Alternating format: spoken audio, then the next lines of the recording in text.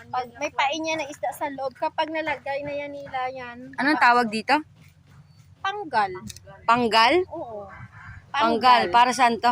Sa alimasag. Panguha ng alimasag. Ay, ito, ginagamit panguha ng alimasag. So, Oo. pupunta sila sa dagat, tapos Yan, ilalagay nila dyan. nila. Tapos pagkahapon titingnan kung may laman. Oh, isang maghapon lang. Oo. Pumapasok, paano makapasok? Eh, sarado. Doble, dito sa butas na to. Ah, dyan Siyempre ang papasok. alimasag papasok na siya. So, meron siyang pagkain sa loob? Oo, isda. Ah, may isda sa loob, tapos Yung papasok mga yung maliliit alimasag. pa. Wow, nice. Ano nga uli? Panggal? Panggal. Ito ang panggal. Panguha ng alimasag. Yeah, nice. Yan, so may maliit na bangka tayo nakita dito. Ito naman bangka na to ay ginagamit saan?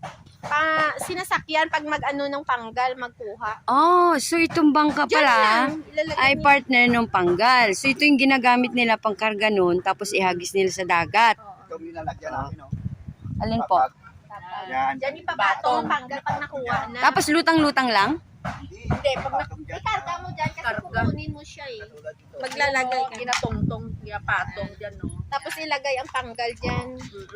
Tapos Tapos ihulog. dalhin yan doon, ihulog doon sa isa. Oh, para hindi mahulog, Oo. balance. Tapos pag magkuha naman, Pag magkuha naman, ganyan pa rin. oo, patong naman. May tali ba yan? Oo. Ah, may tali. Yun yung huhugutin nyo. Na may bato siya sa Mga ilang piraso yung nahuhuli minsan. Mayroon kasag, tagdalawa, tatlo. Pero malalaki. Oo. sa Oh, loob. Pakilo nila. mahal-bahal ba ngayon ng kasag? 200 kilo. 200 kilo. Pero hindi lahat mataba, no? Hindi. Hindi, kay... Nakadepende. sarap yun, bagong huli. So ano yung ano nyo dyan? Ano yung puhunan nyo dyan? Yung isda, pismili yung isda. Maliliit Ah, na bibili isda. kayo noon tapos Oo. yun ang kinakain. Sa palengke. Yan yung ilalagay dyan para pumasok yung alimasag. Ang ano, ilagay mo dyan isda. Yan. Sarado. Sarado. Para maipit siya. Wow. Tapos napasok ang alimasag. Mauti lang. Magaling na idea, no? Ayan na. Yan ang puhunan mo dyan, pagod. Pagod lang puhunan. Eh paano pag may bagyo? Hindi. Bili ng isda. Oo, fish meal, pangpain. Ice. Pero hindi naman nasisiro. Hindi na lahat talaga may laman. Kuha kahit Lahat talaga may laman. Kaya ano yung gabi nyo kukunin nung araw? Pili na yung aga. Akong lagyan ng paon. Pagka alas 3:30. Titingnan mo na. Hapon, Oo. ako na ano. So ilan nga yung laman lagi? Ilan ang laman ang pinaka-maximum na napupunta? Isa lang? Dalawa? Minsan isa. Dalawa. Minsan dalawa, tatlo. Oh, wow. Depende sa laki, no? Kung magkasya sila. Ah, okay. Malalaki din. May mga part na maliit. Oo, May kaya mga depende malalaki. yan atong dagdag ko yung kasal, ipos ko sa ipon. Oo. Nasa dito. Ah, dyan galing. Oo, dito yun.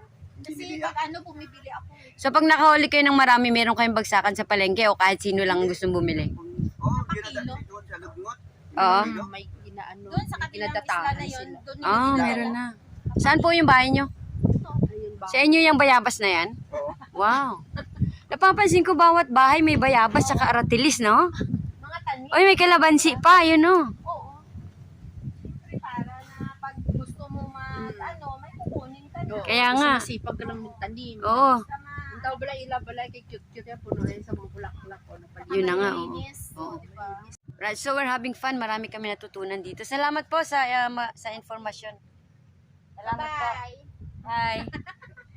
Okay, tapos na kami mag-interview kay Manong. Alam na alam ni Manong, may duyan pa dito. Oo, pahingahan. Oo. Yan pa. Pag medyo mainit sa loob, dito ka. Kaya nga. May duyan pa. Okay? Try natin yung duyan. Dahan-dahan ka, baka mabugto. Hindi. Ate Mayra, nag-enjoy ka ba sa Ay, pamamasyal natin? siyempre kasama kita ngayon lang. Dito ka lang eh, hindi ka Oo, namamasyal Hindi man ako eh. namamasyal paligid dito. So, masarap mamasyal pag may kasama talaga. Oo. Yan. Okay, tara, kain na tayo. Kaon na